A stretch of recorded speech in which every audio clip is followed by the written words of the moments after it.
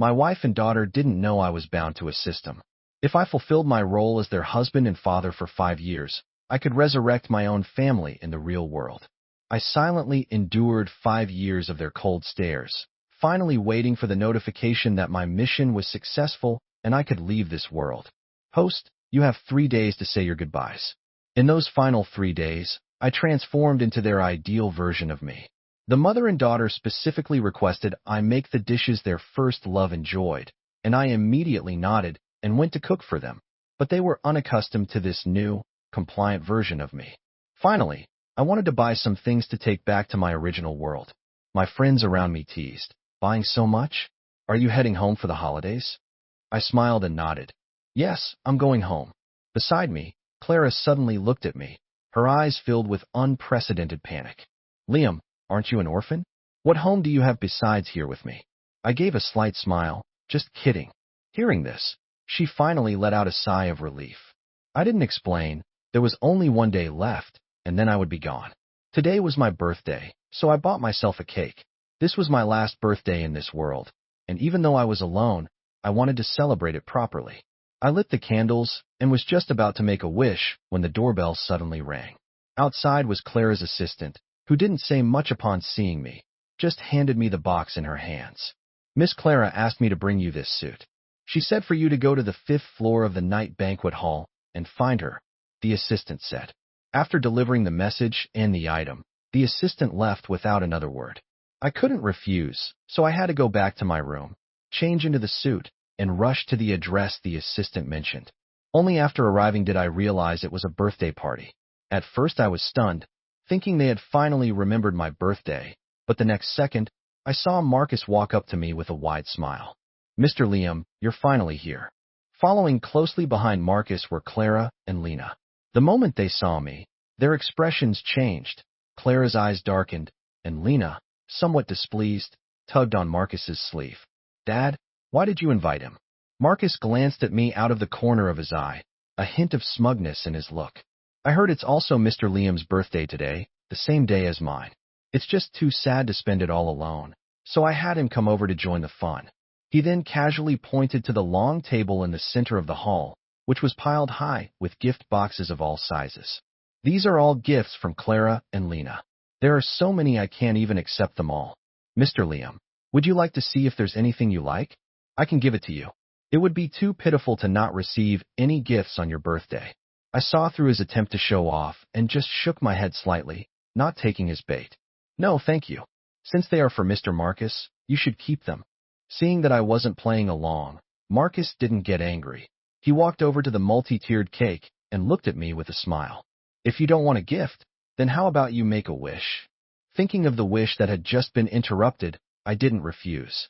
This time I clasped my hands, closed my eyes, and silently made the wish no one else knew. I wished to never see Clara and Lena again. After I made my wish, Marcus still had no intention of letting me go. He feigned curiosity and asked, "Mr. Liam, what did you wish for? Why not say it out loud?" Before I could speak, Lena's confident voice rang out. "What else could it be? He wishes for Mom and me to be happy and safe every year. It must be the same this year." Clara, standing next to me, didn't say a word, but I could tell from her eyes that she clearly thought the same. I had no intention of explaining. This misunderstanding would save a lot of trouble. Marcus smilingly brought over a drink and handed it to me. "Mr. Liam, it's fate that we even share a birthday. How about a toast? You wouldn't refuse me this, would you?" As soon as he said this, Clara and Lena both gathered around, watching me with wary eyes. I paused, finding the situation somewhat amusing, and let out a soft laugh as I raised my glass and clinked it with Marcus's. The birthday party was not yet over when other guests came to offer their congratulations, and Marcus chatted generously with them, while Clara and Lena remained by his side, helping him with drinks and getting him food. Someone noticed me standing alone in the corner, then looked at the mother and daughter fawning over Marcus, and a buzz of discussion started. "Miss Clara is so good to Mr. Marcus. She's completely ignoring her own husband to stay by his side. Well, Mr. Marcus is her first love. If he hadn't suddenly left back then, Liam would never have had a chance. If I were him, I'd just divorce her and leave to avoid an ugly ending. Look who he married into." How could he possibly be willing to give up the status of being the husband of the richest woman in the city? The voices of the discussion were not quiet, and even from the corner I heard every word clearly. I smiled to myself. They didn't need to rush me. Soon I would disappear from their lives forever, disappear from this world. Just then, the front of the hall suddenly became chaotic. I stood up and saw that Marcus was suddenly complaining of a stomachache. Clara quickly called her private doctor, who after a brief examination said, "Miss Clara, Mr. Marcus's symptoms look like poisoning. He needs to be taken to the hospital for a stomach pump immediately." Hearing this, Clara's face instantly became incredibly grim. She had someone carry Marcus out of the banquet hall, leaving behind only a single chilling sentence before she left. Who did this? Find them. With the guest of honor in trouble, the party naturally couldn't continue, and the guests hurriedly left, so I returned to the villa alone. I thought the matter had nothing to do with me, just waiting for the time to run out so the system could take me back to the real world. But that evening, several bodyguards suddenly burst in and dragged me all the way to stand before Marcus. "Liam, I told you as long as you behave yourself, I won't touch your position, but you've repeatedly gone after Marcus. You're incorrigible," Clara said angrily. Beside her, Lena also glared at me, shouting, "Liam, you despicable man. How dare you poison my father?" I was suddenly dragged here, and the anger of both the mother and daughter washed over me. I roughly understood the situation from their words. They believed I was the one who had poisoned Marcus. I was furious and quickly tried to explain. I didn't do it. Not to mention, I was about to leave this world and had no reason to poison Marcus. Even if I truly hated him, they had been by his side the entire time. How could I have had the opportunity to poison him? But they turned a deaf ear to my defense. Clara turned directly to Marcus, her voice softening with a comforting tone. "How do you want to deal with him? I won't protect him. He is your husband after all. It wouldn't look good to send him to the police and tarnish your reputation," Marcus said slowly. "Why don't you just hand him over to me for a day? I'll make him confess." Marcus looked at me, held by the bodyguards, a triumphant smile playing on his lips. He expected them to agree readily, but when no answer came, he turned his head and saw the hesitation on Clara's face. Lena also looked uncertain. "Dad, what are you going to do with him for a day?" Catching their gazes, Marcus's voice suddenly faltered. I couldn't even bring myself to step on an ant. "Do you think I'd do something terrible to Mr. Liam? I just want to appeal to his better nature and help him realize his mistake." Although he said this, for some reason, a sense of panic suddenly welled up in Clara's heart. But in the end, perhaps because she thought he had a point, or perhaps because she ultimately didn't want to see him wronged, she agreed. But only after repeatedly emphasizing that he must be returned after one day. Even Lena was reluctant to leave, finally adding a worried instruction. "Dad, you have to return him in one piece tomorrow." "I will," Marcus smiled gently. But as soon as the mother and daughter left, his face changed abruptly. He had his men take me back to the Knight family's villa. Once the main gate was closed, I clearly saw the vicious glint in his eyes. Marcus gave a look to a bodyguard, who understood immediately, stepped forward, and kicked me to the ground, then produced a rope and tied me up tightly. The kick was delivered with full force. I felt a sharp pain in my back and was already on the floor. Before I could recover from the pain, Marcus took a whip from the bodyguard and lashed it down on me with brutal force. The blow was heavy, drawing blood instantly, and the burning pain made me cry out. Having seen Marcus's two faces, I knew he had no good intentions in taking me away, but I hadn't expected him to be so impatient to act so cruelly. The second whip, then the third, followed in quick succession. "If you beat me like this, aren't you afraid you won't be able to explain it in a day?" I lay in a pool of my own blood, unable to hold back the question any longer. Hearing my question, Marcus showed no signs of panic. "Don't worry, as long as you don't vanish into thin air, even if I whip you to within an inch of your life, I'll have a reason to cover it up." His voice was full of pride, but I suddenly smiled. "But I am about to vanish into thin air." Marcus didn't see my smile and continued to swing the whip tirelessly, which gradually became stained with blood. His curses still echoed in my ears. "Damn you, trying to steal my woman, trying to steal my child." I was covered in blood from the whipping, but still didn't beg for mercy. "So you really did poison yourself?" But weren't you the one who wanted to leave? Who didn't want them anymore? I asked through gritted teeth. Hearing this, Marcus sneered. Even if I don't want them, it's not your turn. I don't know what tricks you used to make Clara refuse to divorce you. My mouth was filled with the metallic taste of blood from enduring the pain. Marcus's complaints only sounded ridiculous to me. Clara's refusal to divorce was also to accommodate his desire for freedom. He was the one who wanted to leave, and after leaving, he was the one who was unhappy that Clara had someone else by her side. Marcus didn't know what I was thinking and, as if venting his anger, whipped me harder and harder, almost as if trying to kill me, until his phone on the sofa rang. It was Clara. His expression changed, and he finally stopped the whipping, answering the call. The other end was concise, no greeting, just straight to the point. Let Liam talk. His face stiffened, and he reluctantly handed the phone to me, his eyes full of malice. He mouthed words without a sound, but I understood his meaning from his lips. You dare say a word, and I'll make sure you don't leave here alive. Marcus didn't do anything to you, did he? Clara's rare concern made me silent for a long time, but I still chose not to tell on him at that moment.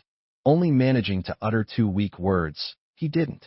Through the phone, I could hear her sigh in relief. I'll come pick you up tonight. Me too. Just as the call was about to end, Lena's young voice came through. I smiled wretchedly, wondering why they had suddenly thought to care about me today. Was it because they sensed I was about to leave? Seeing my silence, her breathing on the other end deepened slightly, and she was about to speak again when Marcus snatched the phone and hung up. He threw the whip to the bodyguard, his eyes colder than ever. Just leave him with a breath of life. But Miss Clara said she's coming to pick him up tonight. The bodyguard hesitated, holding the whip, but was met with a fierce glare. I'm going out now. I'll find a way to delay them. You just torture him until dawn, Marcus said sharply. Marcus left, but the torture didn't end. Pain from the falling whip consumed all my senses. As expected, I didn't see them that night. For Marcus's sake, they had broken their promise again. It wasn't until the sky began to lighten that the bodyguards, who had been taking turns, finally stopped. I was already beaten to a pulp, my body covered in gruesome, shocking wounds. The faint roar of a car engine came from outside the villa. The bodyguards' expressions changed drastically, and they quickly called for the maids. The maids dragged me to a room, cleaning my wounds and changing my clothes, then helped me sit on the sofa before the entire group vanished in an instant. When I was the only one left in the entire villa, a floating golden light suddenly appeared before my eyes. Congratulations, host. The companionship mission is complete. Your family in the real world has been revived. Do you wish to depart from this world immediately? My heart leaped with excitement, but I had no strength left in my face. I just looked up at the system and asked, before I leave, can you do me a favor? The system's mechanical voice sounded, what would you like me to do, host? Help me retrieve all the surveillance footage from the past few days of Marcus framing and hurting me. Consider it my final gift to the mother and daughter in this world. It can be done. Host, please prepare. I am about to take you home. As the voice fell, the golden light enveloped me, and in an instant, I vanished without a trace, leaving only a video file lying quietly on the sofa where I had been sitting. The next second, the door opened, and Clara and Lena walked in, first looking at the empty living room. The feeling of unease in their hearts grew stronger, a sense that something had slipped away, that they had failed to hold on to. Not seeing the person she wanted to see, Clara's brow furrowed tightly. She looked at Marcus, who had followed them in. Where is Liam? He forced a smile and pointed towards the sofa. He's right there, perfectly fine. He had meant to say he was sitting right there on the sofa, but when he turned, he saw it was empty. He was momentarily stunned, and in the next second, his gaze swept sharply over the bodyguards. Seeing the person had suddenly disappeared, the bodyguards were also terrified and shook their heads, trying to explain to Clara. Miss Clara, when we left, he was indeed sitting on the sofa. Then where is he? Seeing them all stammering and unable to explain, Clara felt a surge of anger rush to her head.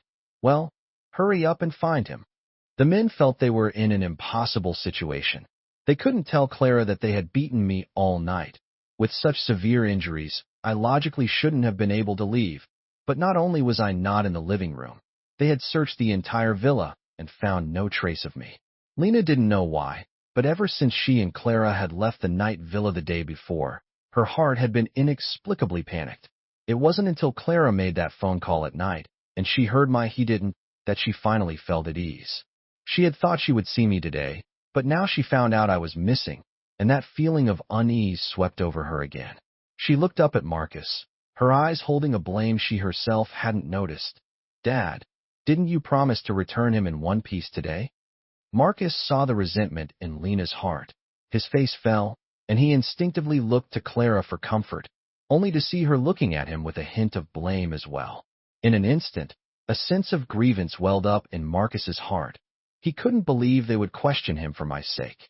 His face remained impassive, but his jealousy towards me deepened. They were his wife and daughter. He had only been gone for 5 years, and they had found someone else to replace him. It was bad enough that they wouldn't divorce, but now just because Liam had disappeared, they were blaming him. I really don't know. Haven't I been with you two since last night? How could I have done anything to Mr. Liam? How can you look at me like that? In a flash, his eyes turned red. Clara and Lena were instantly filled with remorse. Marcus, I wasn't blaming you. It's just that Liam has suddenly disappeared, and we need to find him first. Dad, I'm sorry, I didn't mean to blame you. Marcus walked to the sofa to sit down and saw the video file lying there. He was puzzled, wondering where it had come from. Just as he was about to pick it up, Clara and Lena, who had followed him, also saw the video file and quickly snatched it. What is this? A video file. Seeing that they were both very interested in the video, for some reason, a voice in Marcus's mind told him he couldn't let them open it. He was about to reach out and grab it when the bodyguards returned with grim faces to report.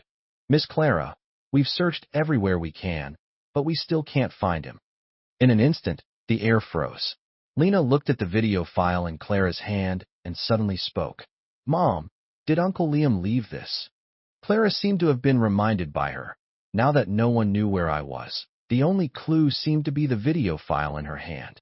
Thinking of this, she turned her gaze to the television opposite the sofa and randomly pointed at a bodyguard. You play it.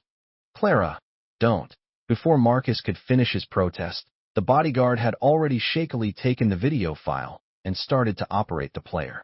Everyone's eyes were fixed on the screen, afraid of what might appear the next second. After a crackle of static, a clear image appeared before everyone's eyes. The first thing to appear was footage from the kitchen on the day Marcus had moved into the Miller house. The screen clearly showed him, after I had refused his help, still insisting on taking the soup tureen, then deliberately loosening his grip and spilling the soup on himself, and then after Clara and Lena rushed in, putting on a pitiful act and claiming I had deliberately spilled the soup on him. What followed was the full recording of his poisoning at the birthday party. Clara watched as the footage showed him, after taking the drink from the waiter, furtively taking a packet of powder from his bag and pouring it all into one of the glasses, and then after being revived from the stomach pump, crying and claiming I was the mastermind. And then there was the footage from after Clara and Lena had left the night villa the day before. He was smiling gently as he personally saw the mother and daughter out of the villa, then immediately changed his expression, picked up a whip and lashed it viciously at me. When she called to ask about my condition, he even threatened me not to ask for help, and after hanging up, his face turned cold as he ordered the bodyguards to continue the torture, just to leave me with a breath of life while he went to delay them. The mother and daughter's expressions changed with each new scene, from initial shock and disbelief to unbearable pity upon seeing me being tortured, until finally, it all turned into a deep hatred for Marcus. Their faces so dark, it seemed as if ink would drip from them. It was all fake. Marcus had been lying to them about everything. It was only at this moment that Clara and Lena finally understood why Marcus had put on such a pitiful act the night before, saying he never wanted to be separated from them again. So this is what you meant by Liam harming you? This is what you meant by you wouldn't do anything to Liam? Dad, didn't you say you would return Uncle Liam in one piece today? If before it was just an instinctive question, this time, Clara and Lena's tones were filled with nothing but coldness and accusation. As for Marcus, he had been filled with panic from the moment the first scene appeared, his face turning deathly pale. He couldn't understand how I, beaten to such a state, could have escaped and even left behind this mysterious video footage to frame him. Marcus's legs went weak and he collapsed to the ground, shaking his head, still trying to defend himself. Clara, you have to believe me, I didn't. These videos must have been faked by Liam to frame me. You know me. I couldn't even bring myself to step on an ant. How could I do something like this? He was busy defending himself, but he forgot that the persona he had created in front of Clara and Lena would never use a word like bastard to describe someone. Clara's eyes were as dark as ink. She grabbed Marcus's chin and sneered. I was wrong. I was wrong to believe you. A man who could cruelly abandon me and Lena 5 years ago. I believed your words and punished Liam, not knowing that you were the truly vicious one. Marcus, I misjudged you. But a person has to be responsible for their mistakes, don't they? Tell me, how should I punish you? Marcus saw the hatred in her eyes and frantically tried to beg for mercy, his gaze searching the room until it landed on Lena. He looked at her for help, hoping she would plead for him. Mia, quickly beg your mother. Dad knows he was wrong. You can't do this to me. Lena suddenly tugged on Clara's sleeve. Seeing this, a glimmer of hope and pride flashed in his eyes. See? No matter how good Liam was to Lena, she still remembered his kindness. With just one word from him, she would still plead his case. Clara turned to look at Lena, her face filled with suppressed anger, clearly thinking she was about to plead for Marcus. But the next second her words surprised everyone. Mom, we can punish him anytime. The most important thing now is to find Dad. This was the first time Lena had called me Dad since Marcus's return, but unfortunately, I could no longer hear it, nor did I care anymore. And Marcus, upon hearing the change in address, saw the glimmer of hope he had just felt instantly shattered. His eyes were filled with disbelief, unable to accept that just because of this mysterious, suddenly appearing video, they had both given up on him. Clara, Lena, he shouted, but the mother and daughter left without looking back, leaving only a few bodyguards to tie up Marcus and the men who had beaten me, taking them back to the Miller Villa to be locked up, while they took the remaining bodyguards and began to expand their search from the night villa. But she searched the entire night villa, the entire villa district, all of Boston, the entire country, and never found any trace of me again. Clara and Lena never gave up searching for me. They reported me missing to the police and posted reward notices, but 3 days, 3 weeks, 3 months, 3 years passed, and still there was nothing. At the Boston State Penitentiary, separated by a layer of special glass, Marcus and the mother-daughter duo sat opposite each other. He wore a striped prison uniform, his face haggard, and the exposed skin on his body was covered with a crisscross of scars. There was a wrinkled, hideous scar on his face from a burn. On the other side of the glass, Clara's expression was cold, showing no emotion at his current miserable state. After all, she was responsible for these scars. 3 years ago, after learning what Marcus had done, she had taken him back to the villa and returned everything he had inflicted upon me.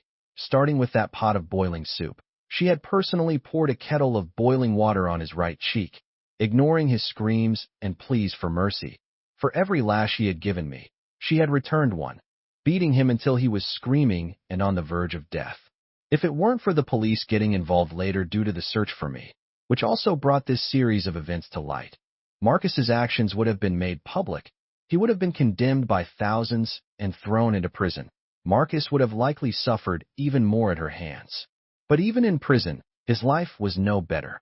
He was called a shameless homewrecker, ostracized and beaten by all the inmates. Going without food was a common occurrence. They had long since fallen out, and there was no possibility of a peaceful conversation. So at this moment, Clara and Lena were both full of impatience. Didn't you say you know where Liam is? Neither of them wanted to come. The outside world had been searching for 3 years without finding him. How could a man locked in prison know? Unless he had cruelly killed me and hidden the body back then. But if that were the case, he wouldn't have waited 3 years to finally tell them. But they didn't want to let go of even the slightest hope. Marcus grinned, the unburnt half of his face stretching into a grotesque smile. A timid person would have nightmares from seeing it. But at this moment, even 8-year-old Lena's expression didn't change at the sight. As if he didn't notice, he spoke in a hoarse voice. Yes, I know. He's not in our world anymore. He went back to his own world. It's laughable, isn't it?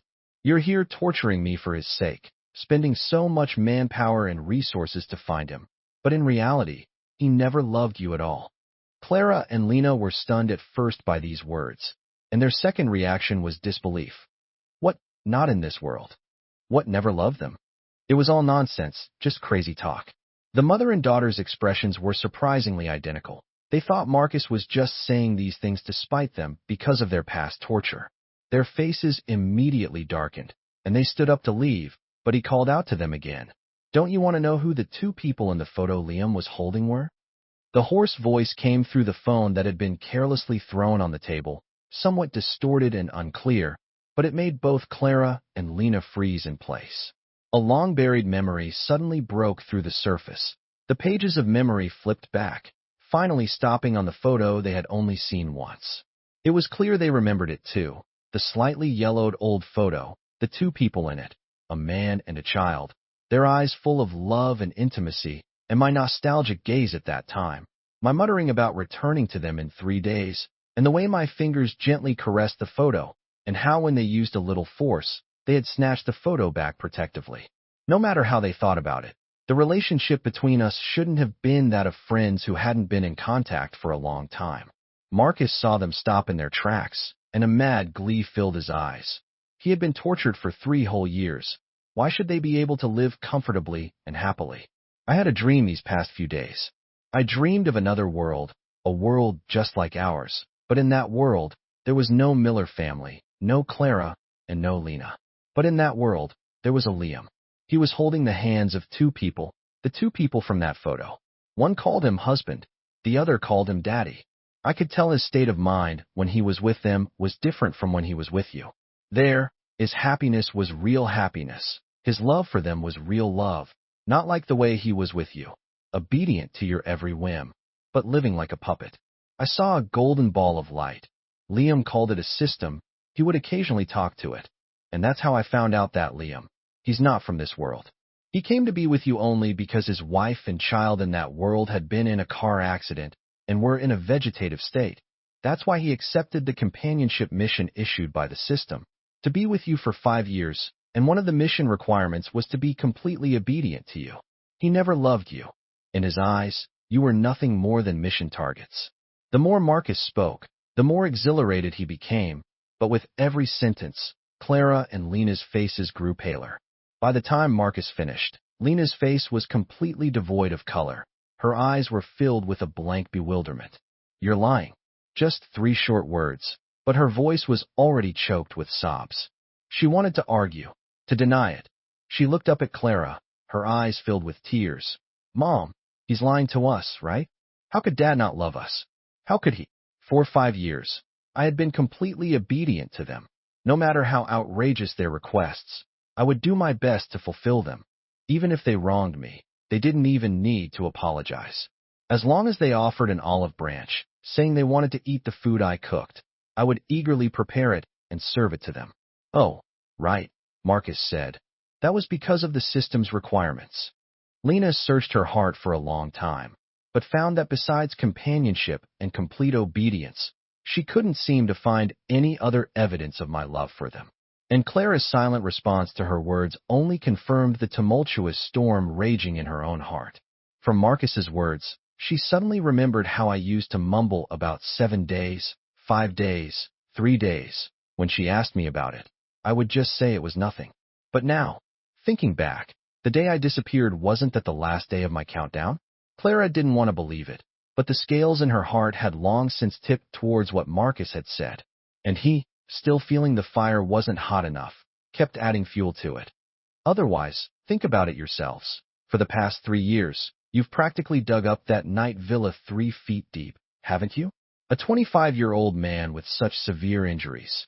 How could he have run out of the villa in just 3 minutes, without being caught on any surveillance cameras, without leaving a single trace? And how did he get the surveillance footage of me framing him and whipping him? Isn't it because the system helped him with all of it? It's really laughable. I actually competed with a man who didn't even care about you, who wasn't even from the same world as us, for you two supposedly devoted mother and daughter. So I deserve what I got. Huh. Marcus had gone mad. When Clara and Lena left the visiting room, they were also in a daze, their steps staggering. The short walk from the prison gate to the car, they nearly fell 5 times. and it was only with the bodyguards constantly by their side that they didn't make a fool of themselves in public. Returning to the Miller villa, Clara locked herself in her room, refusing to see anyone, including Lena. She had been married to me for 5 years and had never considered the possibility that I didn't love her. She had just assumed that I truly loved her so much that I could love her and Marcus's child with the same devotion, that I could calmly accept her coldness, the disdain and mockery of her friends, and even her rekindled romance with Marcus, even to the point of brazenly bringing him back to the villa without any concern. But it turned out it was just because he didn't love her, so he didn't care. She suddenly felt very jealous of the people in that photo, to be so deeply loved by me that after they were in a car accident and became comatose, he would come to this strange world, marry a complete stranger, and take care of another mother and daughter with complete obedience for 5 years just to revive those two people. Clara had thought her feelings for me were just guilt, so she wanted to make it up to me later. When she couldn't find me after a long search but still refused to give up, she thought it was an obsession. But it wasn't until this moment that she realized it wasn't guilt, it wasn't an obsession, but that she had fallen in love with me without even realizing it. She just couldn't bring herself to admit that she had fallen for a man her friends had once called a simp. He was a good man. It was she who was too cowardly to admit it. Even when Marcus said he was taking me away, she didn't dare to stand up for me. If she had recognized her feelings sooner, would our story have had a different ending? Would I have felt even a little bit of reluctance to leave because of her and Lena? But unfortunately, there are no ifs in this world. In another room, Lena searched the entire villa only to find, with a sense of despair, that there was not a single trace of me left, to the point that she couldn't even find an object to remember me by. People always realize the value of things or people after they've lost them. Just like when I was still by her side, she took advantage of the fact that I would never get angry with her, that I would always be obedient to her, and shamelessly hurt and belittled me. Now that she knew I had another child, that she would never see me again, her heart suddenly felt empty, as if she had lost her most beloved toy. Lena remembered the 2 times she had found me burning my things. Now thinking back, I was probably already thinking about leaving then. If she had noticed something was wrong at that time and chosen to intervene, would things have been different? Would I have stayed? Would I have at least left her with a memento? But at that time, seeing my actions, she had just said with a very bad attitude, "It's all junk anyway. You'd better be burning your own things." A child's emotions come quickly and can't be suppressed like an adult's. She could only lean against the door of the room I used to live in, hug her knees and sob loudly. She would never have a father again. The servants in the villa didn't know what had happened, only that when the 2 masters returned, one locked herself in her room, her only contact being to have wine sent in, and the other ran to the master's room and cried her heart out, refusing to open the door or stop crying no matter how much they tried to comfort her, so they could only leave her be. It wasn't until the night grew deep, when one of the 2 had drunk too much and passed out and the other had cried herself to sleep leaning against the door, that the villa finally fell silent. That night, Clara and Lena met in a dream, in a vast white empty space. Clara and Lena's eyes were filled with confusion, despite her usual composure and maturity beyond her years, being suddenly in a strange place. Lena subconsciously moved closer to Clara, and Clara, vaguely sensing that this place was unusual, after a brief moment of confusion, also subconsciously pulled Lena behind her, warily surveying their surroundings. Just then, a golden light suddenly appeared, flickering a few times before stabilizing in front of them. System 1107 has received a strong wish and has successfully linked with the hosts. Hello hosts, I am System 1107. I am pleased to serve you. By completing the tasks issued by the system, you can receive one opportunity to have a wish granted. Are you willing to bind system to grant a wish? The development of events was too fantastical. Clara and Lena looked at each other, feeling like they were in a dream. Remembering their last conversation with Marcus, she subconsciously reached for her left hand and pinched it hard. No feeling. Lena watched as her mother pinched her own left hand, and after pinching it, the feeling of dejection was palpable. Her heart also sank a little. Was it really a dream? The system saw what they were thinking and said, "This is not a dream. The reason you can't feel pain is that only the soul can enter the system space. Only when the soul is damaged will you feel pain. But since soul damage cannot be repaired, it is not recommended to try. The last sentence completely dispelled Clara's idea of trying. She hadn't seen me again yet. How could she suffer an irreversible injury? First thinking of this, she tightened her grip on Lena's hand and looked up at the golden ball of light. Can you really help us grant our wish? Anything. Even going to another world to see the person I want to see. Hearing Clara's series of questions, a glimmer of hope also rose in Lena's heart. From the moment she learned 3 years ago that I had suffered so much, to later learning that my coming to them had another purpose, for the past 3 years, she had thought of nothing but seeing me again. Now suddenly learning that she could see me again, she was overjoyed but also afraid that it would all be for nothing. Yes, as long as you complete the tasks issued by the system, you can get a chance to have your wish granted. Given the special nature of the host's wish, there are now 2 options. 1. Choose the companionship system randomly. Go to a world and accompany the mission target for 5 years, during which you cannot refuse any of the mission target's requests. After the mission is completed, you will receive a reward of having your wish granted once. 2. Choose the wealth distribution system. Enter a designated world. Choose a designated mission target to bind to, and 90% of the wealth you acquire in the mission world will be transferred to the mission target through any means. And after choosing to enter the mission world, you will not be able to return to your original world. 2 choices corresponding to. Clara and Lena looked at each other, and without any hesitation spoke the same answer. I choose the second one. That world no longer held anything for them to be attached to. As long as they could stay by my side forever, what did it matter if they had to transfer 90% of their wealth to me? This was what they owed me, what they should compensate me for. As for that companionship system, having to accompany someone else for 5 years with complete obedience, they couldn't wait a single moment longer. The golden ball of light bobbed up and down as if nodding. The next moment the electronic mechanical voice sounded. Mission accepted. World channel connecting. As the voice sounded, Clara and Lena's vision spun, and they soon lost consciousness completely. When the mother and daughter woke up again, their surroundings had changed. The white ceiling, the pungent smell of disinfectant, all indicated that they were now in a hospital. Drowsily opening their eyes, they saw a nurse busy changing their drip. Hearing the movement, the nurse turned her head, a habitual smile on her face. You're awake. 3 years after returning to my original world, I suddenly received a call from an unknown number. At that moment, I was at the New York City Central Hospital's Rehabilitation Center accompanying Olivia and Lily with their physical therapy. Although it had been 3 years since they had woken up from their vegetative state, the long-term coma and the damage from the car accident meant they still needed physical therapy to slowly recover to their original state. This was our last time here, and the phone rang at just that moment. Hello, is this Mr. Liam? I answered the phone. It was an unfamiliar female voice. Only after I confirmed my identity did she continue. This is the inpatient department of New York City Central Hospital. We have 2 patients who say they are your friends. Would you be able to come over to the patients? I was a little strange, but thinking it wasn't far, I agreed. I can. After hanging up, I said goodbye to Olivia and Lily and headed towards the inpatient department. The inpatient department was on the 5th floor, opposite the rehabilitation center. I took the elevator up and was right in front of the nurse's station. After asking for the specific room number, I walked over. In the cramped, narrow hospital room, blue curtains separated several beds.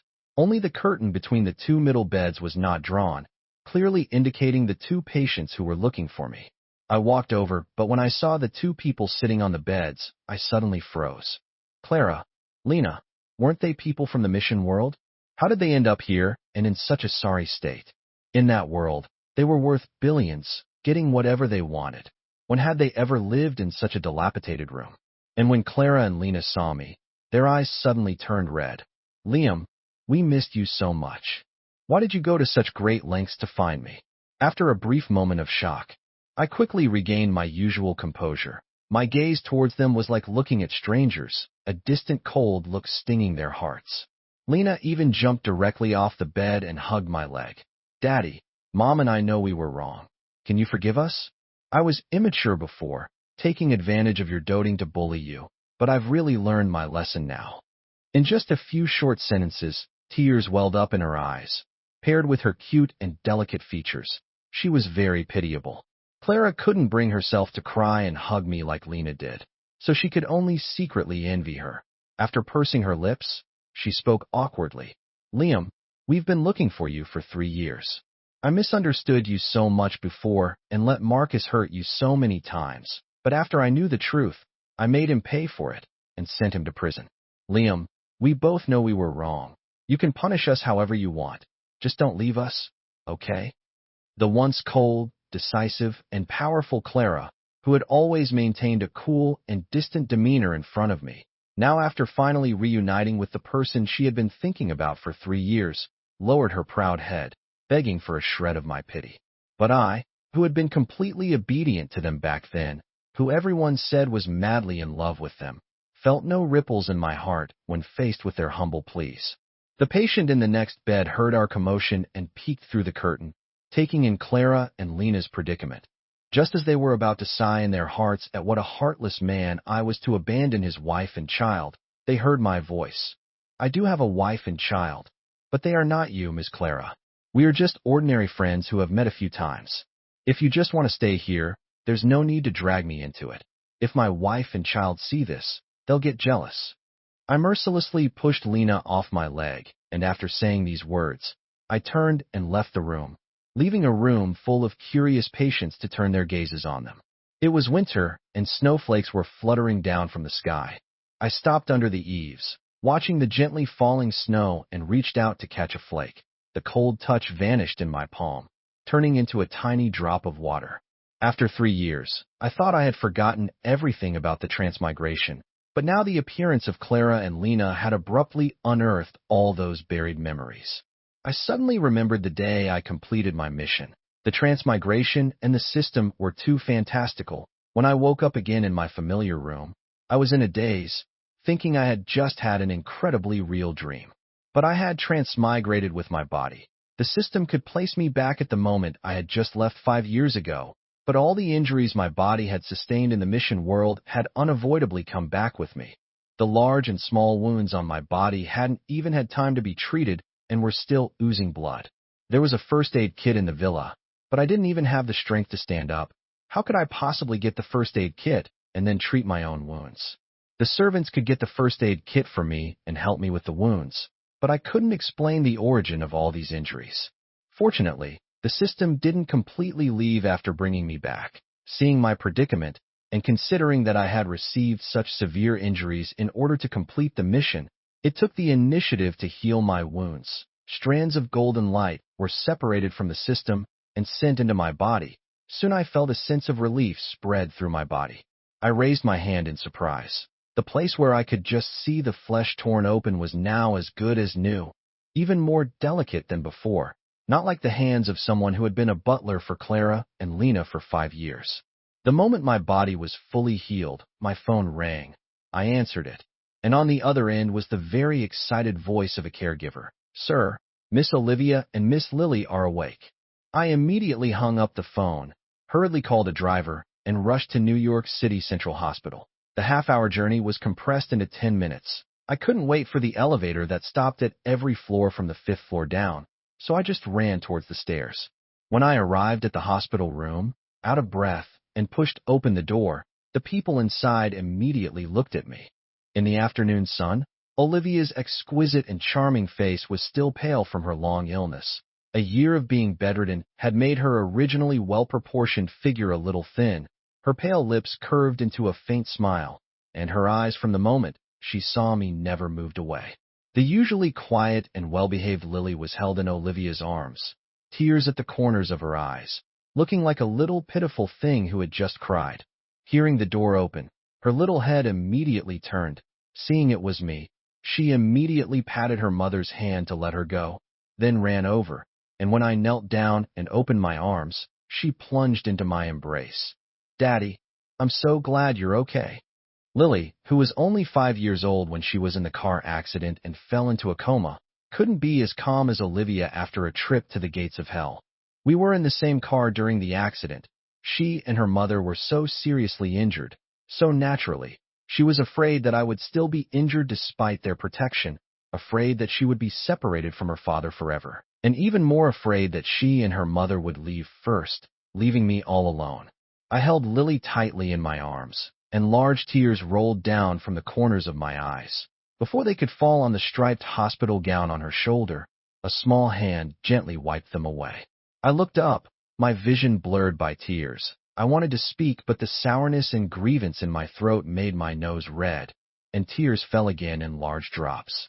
Olivia patiently wiped away all the tear stains on my face, and a gentle kiss landed on my cheek.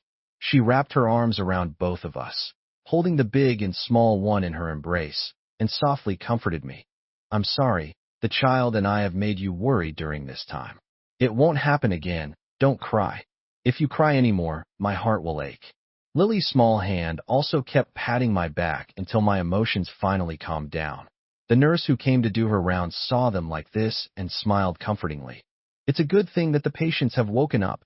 2 comatose patients waking up at once is like 2 miracles happening at the same time. With such luck, I believe Miss Olivia and the little one will get better soon. When it was just Olivia and Lily, I didn't feel much, but now with someone else present, I finally felt a little embarrassed. I wiped my face and stood up smiling shyly. How could this not be a miracle? I was supposed to just die quietly like this, but I miraculously encountered the system. By just enduring 5 years of grievances, I could exchange it for their lives. It was a bargain for me. But waking up didn't mean they were cured. Many of the after effects of the car accident still required long-term physical therapy to slowly reach the most perfect state. Fortunately, with the help of the system, their rehabilitation process was very smooth. "Daddy, Liam." 2 calls brought me back from my memories. I turned around and saw Olivia and Lily standing under the eaves on the other side, their eyes full of love and tenderness. A sudden gust of wind blew, rolling up snowflakes and pouncing on them, finally landing on their hair and shoulders. I walked through the wind and snow to stand opposite them under the eaves. In just a few steps, my head was covered in snow. Mommy and Daddy's hair has all turned white. Is this what the ancients called growing old together? Olivia smiled and nodded, then brushed the snow off my clothes, straightened my scarf, and put the umbrella in Lily's hand. She picked her up with one hand and held my hand with the other. "Let's go home." "Yeah, let's go home." The 2 of them held hands, and in her arms, Lily used both hands to barely keep the umbrella over the 3 of them, her voice full of joy and excitement. "We're going home." Behind them, Clara and Lena watched the harmonious and warm scene of our family of 3, their eyes red, a lump in their throats. They hadn't forgotten that they had come down to beg for my forgiveness, to get me to come back to them, but at this moment, they couldn't seem to move their legs to chase after me. "Mom, is Dad never going to be my dad again?" Lena's eyes were red. Clara looked up in the direction where I had left with Olivia and Lily, her voice so thick with sobs that it seemed she was about to cry at any moment. She wanted an answer, a negative answer, but Clara just shook her head and said nothing. No one knew whether she meant that I wouldn't abandon them or that I would never look back. A golden light flickered in front of the 2 of them, and a mechanical, electronic voice issued their first mission since arriving in this world. "Hosts, please find a job as soon as possible and arrange for school enrollment." Their future would proceed in an orderly manner according to the system's plan, studying and working, acquiring a continuous stream of wealth, but that wealth would never belong to them. The next time I saw Clara and Lena was at school. Lily's teacher called me, saying my child had been in a fight at school and hoped I could come and handle it. I hung up the phone and rushed to the school, but I was very confused. After all, Lily had always been well-behaved and had never gotten into a fight with a classmate before. It wasn't until I arrived at the school and saw another child with a bruised face, but still full of anger, that I had a vague guess. Sure enough, when Lena saw me, the anger on her face instantly cracked. "Daddy, I didn't bully my classmate." Lily had no injuries, but she acted as if she had been greatly wronged. Pointing at Lena standing opposite her and complaining, "She started it. She said you were her daddy, not my daddy." Lena really hadn't expected Lily's father to be me. After all, she had only seen me and Lily twice, once 3 years ago in a photo and once a month ago. She didn't remember the former very well, and at the latter, she hadn't gotten a good look at the child. This fight was just because she had seen my photo and subconsciously said that he was her daddy. and then Lily had punched her hard. Of course, she wasn't going to take it lying down and wanted to fight back, but she couldn't even touch Lily. Lena had originally been waiting for Clara to come and back her up. She hadn't cried after being punched a few times, but now seeing me go straight to Lily, her eyes immediately turned red. "Daddy." She pouted, looking at me coaxing someone else, her heart full of grievance. Shouldn't it be like this? I had been so good to her before, even if it was for a mission. How could 5 years of companionship be forgotten so easily? Lily heard her pitiful daddy and rolled her eyes at her without hiding it. "I already told you. This is my daddy. Don't you have your own daddy? Why are you trying to steal mine?" The teacher looked at me awkwardly, not knowing our relationship and didn't know what to say.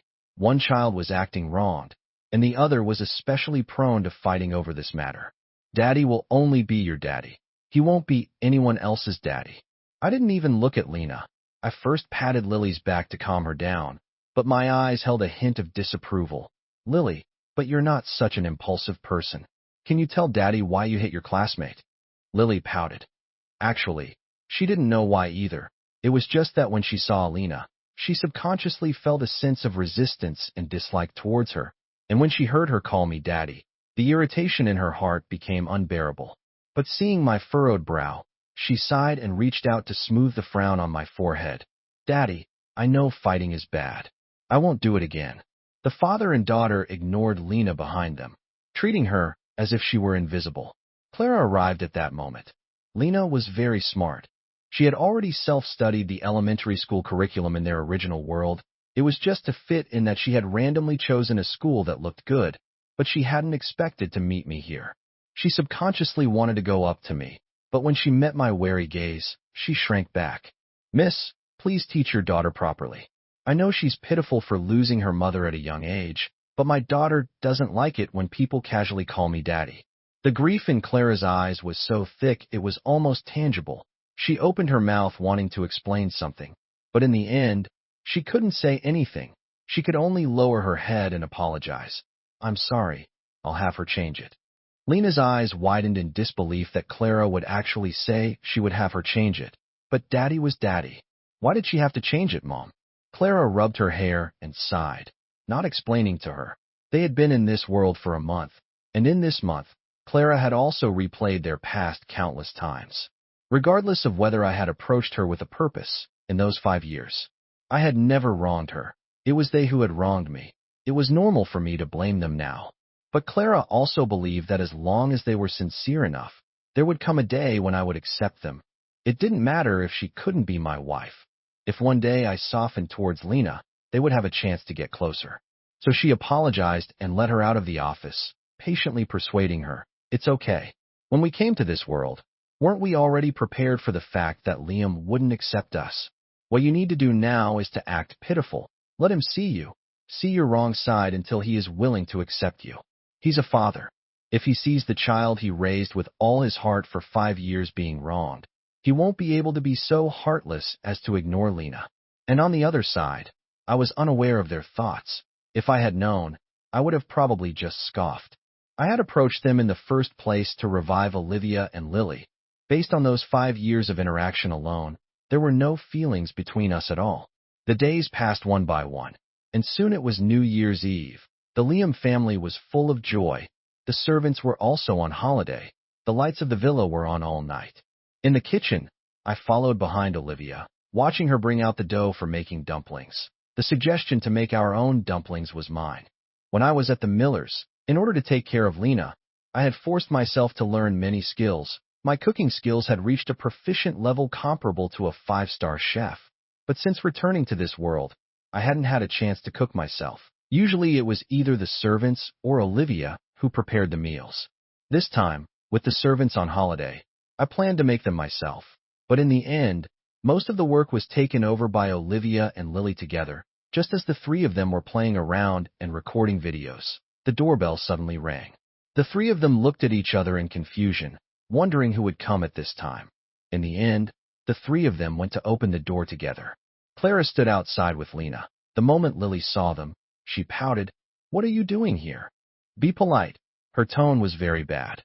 Olivia slapped her on the back of the head and scolded her with a laugh. but it was clear that it was just a formality and she wasn't really blaming her. Seeing her snort and hug my leg, not willing to look at her, was a little funny. After a pause, she turned the topic back to the two people outside. And you are? Clara and Lena didn't mind, selectively ignoring everyone else and looking straight at me. Liam, can we talk to you alone? I'm sorry, miss, but isn't it inappropriate to talk alone at this time? Seeing me refuse without a trace of mercy, Clara and Lena's faces turned pale, as if they hadn't expected me to refuse so bluntly. Her heart was bitter, but she was still unwilling to leave. Lena's eyes immediately turned red, her voice full of grievance and sobs. Daddy, do you really not want us anymore? I was helpless and was about to say something when I heard Lily's voice, as if wrapped in dynamite, full of fire. Lena, did you not get beaten enough last time? If you want a daddy, go find your own daddy. Don't pester my daddy, or I'll beat you every time I see you. I was shocked, and Olivia was also shocked, not knowing why her usually well-behaved daughter had suddenly become so irritable. This aggressive and hostile sentence scared Lena so much that she couldn't say a word and even hiccuped. Lily glanced at her disdainfully, and when she looked at Clara, she rolled her eyes at her. Clingy little pests. If you have something to say it. If not, get lost from that daddy. Lily's attitude had plummeted. Clara didn't want to leave, but staring at the death glares of the two Liam family members, she could only bite the bullet and hand over the things she had prepared. She closed her eyes and tried to put on a warm and friendly attitude. Liam, Happy New Year. I looked down at the gift box and was about to refuse when a golden light flashed out. It was the system, but it still advised, host, please accept it. After that, no matter what the host uses it for, the system will not ask any more questions. I was stunned and looked at the two people in front of me. Clara and Lena's expressions didn't change, as if they couldn't see the conversation between me and the system. The system flashed again and explained, the system can choose to appear to any object. Those who are not selected, even if they are bound to the host, cannot see it. I still trusted the system that had revived my lover and child. Since the system advised me to accept it, I thought about it, and the refusal that was about to come out of my mouth was swallowed back. I took the gift and said, thank you. Clara and Lena thought their actions had worked, and a bright light flashed in their eyes with no trace of their previous dejection. All right, the gift has been delivered. You should leave now. Olivia's eyes narrowed slightly, her voice full of displeasure, and her words of dismissal were undisguised. Clara and Lena didn't know why Olivia, who had been silent just now, was suddenly shooing them away, but since the gift had been delivered, although they were a little unhappy, they didn't make a big deal out of it. There were no taxis in the villa area, so Clara and Lena could only walk out. In these few months, the two of them often took advantage of when I was alone to try and get my attention, but most of the time it was in vain. This was the first time I hadn't refused or deliberately distanced myself from them. They thought that what they had been doing during this time was right, and at this moment in the Liam family villa, I casually tossed the gift box in my hand onto the coffee table next to me and looked at the big and small women in front of me, my gaze sweeping back and forth between them, pretending to be serious as I asked them, all right, spill it. What have you two been hiding from me? Their hostility towards Lena and Clara just now was too obvious, so obvious that it was hard for me not to notice. Olivia and Lily looked at each other and after a long while giggled. I was confused by their laughter and suddenly became a little angry. I slapped the table, and my tone also carried a hint of anger. Seeing that I was really angry, Olivia quickly poured me a glass of water and handed it to me. Lily quickly patted my back with her small hands and comforted me. Daddy, don't be angry, Mom, and I will tell you everything. Actually, it's nothing. It's just that recently, Lily and I have both had a dream. In the dream, they had been in a coma for more than a year. From another perspective, they saw everything I had done for them. From the moment they had just fallen into a coma, I had knelt in the operating room and prayed to God to let them live. After learning they were in a vegetative state, I had climbed 3,000 steps on my knees to the most sacred temple in New York City to pray for their recovery. Their hearts ached, and they wished they could take my place when they saw my bloody knees. They hated themselves for being so useless that I had to do this for them. In just 1 year, I had tried every possible method, but all were in vain until the system that emitted a golden light found me. I had finally found a way to save them, the price being 5 years of freedom and dignity. The mother and daughter watched as I, who had never suffered much in my life, went to another world to marry someone else to save them, taking care of that mother and daughter with complete obedience and meticulous care, only to be unhesitatingly abandoned when their first love returned. They didn't understand why someone could consider not divorcing a form of charity and reward that they should be grateful to them for. When they saw that I only had one day left before I could leave, they couldn't help but breathe a sigh of relief for me, only to see Clara and Lena confidently hand me over to that ruthless Marcus. I was finally free. They were awake. They could finally protect me under their wings again. Let me do what I wanted to do. They had come chasing after me at this time, talking about forgiveness. Why should they? When they didn't love me, they hurt me at will. When they regretted it, they pestered me. I'm sorry, Liam, we didn't protect you well. I listened as they repeated everything I had experienced over the years. I hadn't cried when I experienced it myself, but now my eyes suddenly turned red. The suppressed grievances in my heart burst out. I hugged one in each arm and wiped my tears on their clothes. It's all your fault. Why did you only wake up now? In another part of New York City, in a cramped and shabby rental apartment, because most of their assets had been given to me, Clara and Lena had been living a very frugal life. After all, even their hospital bills when they woke up were borrowed from the system and needed to be repaid promptly. Fortunately, she had been a tycoon in her previous life and had a good head for business. In just a few months, she had paid off her debts with the remaining 10% of her assets.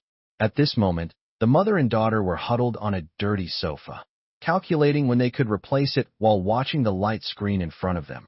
And on the light screen was the scene of me, Olivia, and Lily hugging each other in the Liam family villa.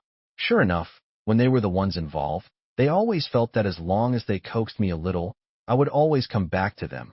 But it wasn't until this moment that they realized it wasn't true. First, the feelings between me and Olivia and Lily were by no means comparable to Clara, who had never taken me seriously before, just as I could kneel before God and pray for Olivia and Lily, willing to accept a companionship mission for them, to be completely obedient to them no matter what kind of grievances I suffered. I would not be driven away. Yet at the end of the 5 years, the moment the mission ended, I unhesitatingly left the world, just as I would show my grievances and cry out loud in front of Olivia and Lily. But in front of them, I was like a tireless machine, just as I would act coquettishly with Olivia and Lily, saying it was all their fault, but never really getting angry with them. But the gifts they sent, I would politely accept and then casually toss aside. In my heart, Clara and Lena were not even half as important as Olivia and Lily. They discovered this fact with a sense of despair, but they couldn't help but call themselves deserving of it. Just as I had also accompanied both Lily and Lena for 5 years. In these 5 years, if Lena had shown me even a little bit of respect, treated me as her father and not, after I had raised her painstakingly for 5 years, because of Marcus's return, refused to call me daddy again, and even said in front of me, I only have one daddy. Perhaps after they came to this world together, I wouldn't have treated them so heartlessly. But now they had no room for redemption. She had no father anymore. From this moment on, or perhaps from an even earlier time, from the moment she wholeheartedly agreed with Clara's friend's words, believing that I was just a nanny who could take good care of them, she had no father. The light screen gradually dimmed, and Lena could no longer hold back. She threw herself into Clara's arms and burst into tears. In the Liam family villa, I finally remembered the gift box the system had asked me to accept. I curiously picked up the box and opened it. The box was not big. Inside was only a bank book and a note. Before, Clara and I were wrong to you. This is our compensation to you. As long as we are alive, we will deposit money into this bank book. I hope you don't think it's too little. I opened the bank book and glanced at it. The amount was just over $10,000 with some change.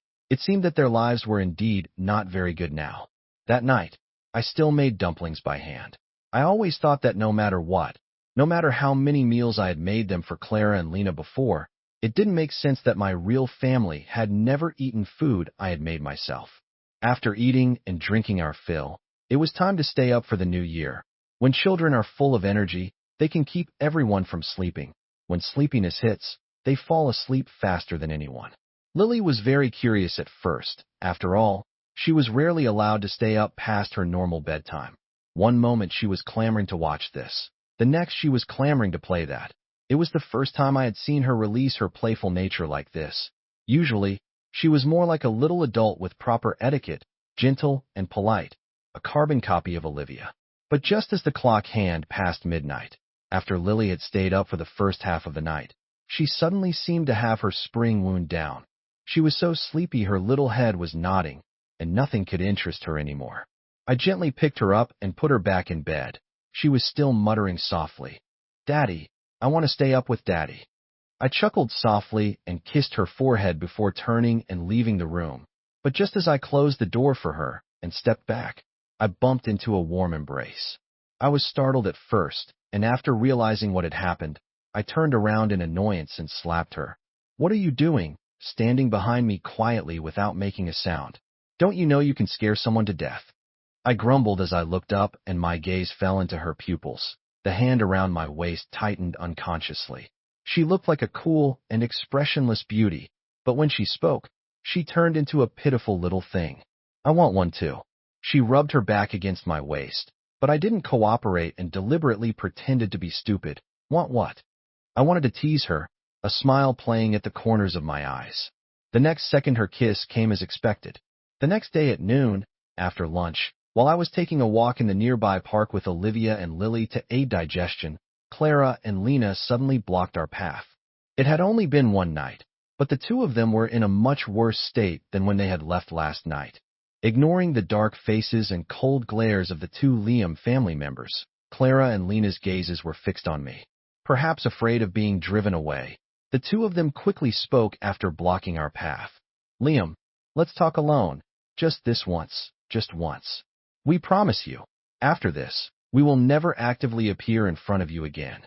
Perhaps they really wanted this chance to talk. Clara even gambled all their future on this one time. I really wanted to say they could call the bodyguards, but then I thought better of it. They could always find me so accurately. It must have something to do with the system. If the system was involved, ordinary bodyguards probably couldn't stop them.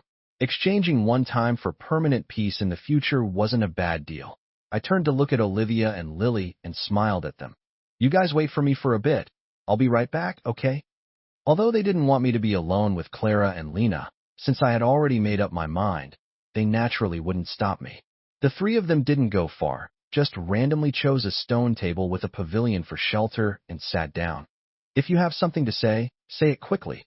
My voice was light, without joy, without disgust, without hatred, as if the people in front of me were just two strangers with no connection to me. Clara forced a smile, a bitter taste spreading in her mouth. Her gaze traced my features as if to engrave my appearance deep in her mind, but she didn't dare to delay too long, afraid of arousing my dislike. So she could only speak quickly. "Liam, do you really like them?" It was self-evident who they referred to. I frowned at her, my expression as if to say I had asked a stupid question, but she pursed her lips, looking particularly stubborn, insisting on hearing me say the answer myself. "Of course. We were childhood sweethearts. She chose me, and I chose her. Lily is the child my wife carried for 10 months. She protects me, and I protect her. If I don't love her, who should I love? You and Lena? Am I a masochist to love someone who treated me like a nanny, never gave me their trust, and could casually hand me over to someone else?" I tilted my head, my eyes showing genuine confusion, and the two people in front of me, with each of my rhetorical questions, were flushed with shame. Yes, they had done so many outrageous things. How could they dare to hope that I would forgive them and return to their side? "I'm sorry, Daddy. I'm sorry, Liam." After a long silence, both Clara and Lena lowered their heads in shame, their apologies as soft as a mosquito's buzz, but I shook my head. "You haven't experienced what I've experienced, so I don't plan to accept your apology. By the way, about your form of address, if I remember correctly, I did say it, Miss Clara. I hope I won't hear you call me Daddy and Liam again next time. I only have one daughter, Lily, and our relationship is not close enough to use nicknames. If there's nothing else, I'll be leaving now." After saying this, I stood up and walked out of the pavilion, and Clara and Lena, who heard my next words, widened their eyes and stood up at the same time as I did, calling out to stop me. "Wait." I paused and looked back at them. "Is there something else?" Daddy, are you really not giving us a chance? Lena's eyes were red. Her mouth turned down in a pitiful expression. Clara's voice also trembled, her eyes fixed on me, trying to see a hint of defiance in my eyes. Liam, do you have to be so heartless to cut off all ties? Hearing their words, I raised an eyebrow and chuckled softly. Am I heartless? Didn't I also say that if you had also experienced everything I went through, I could of course forgive you? 3 years have passed, and you still haven't done it, have you? After saying that, I didn't wait for Clara and Lena's reaction and walked straight out of the pavilion towards Olivia and Lily, who were already waiting outside. Liam, are you done talking? Seeing me come out, Lily quickly came up and took my right hand. I nodded, and Olivia also naturally came up and took my other hand. No one spoiled the mood by bringing up the 2 Miller family members. The 3 of them walked side by side, and small snowflakes suddenly began to fall from the sky, swirling down and landing on our shoulders, creating a beautiful and romantic picture. Later, I really never saw the 2 Miller family members again. The next time I heard news of them was 3 years later. She was indeed very capable and had rebuilt a business empire. But on that very day, the 2 of them were in a car accident on their way out. The next month, a lawyer found me with a will, giving me all of Clara and Lena's assets. I accepted the inheritance but did not keep it for myself. Instead, I found a reputable foundation and donated all the money. From then on, Clara and Lena were no more, and I had truly returned to my own timeline.